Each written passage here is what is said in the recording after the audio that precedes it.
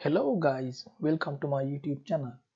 Today I'm going to show you how to hide subscriber count on your YouTube channel. Okay, let's go to the video.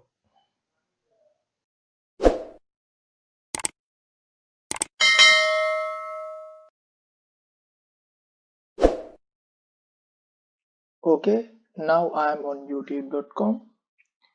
Then you can see here on the top right side your channel icon. Click on that. Then you can see here YouTube Studio. Click on that.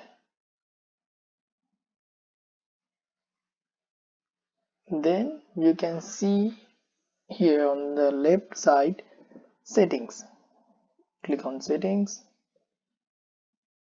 Then you can see here channel. Click on channel. Then click on advanced settings. Then scroll down. Here you can see here subscriber count.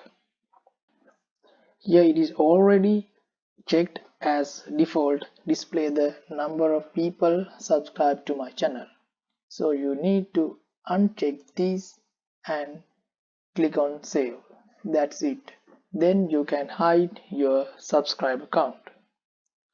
Okay, I hope you guys enjoyed the video. Please subscribe my YouTube channel for more videos, and bye bye.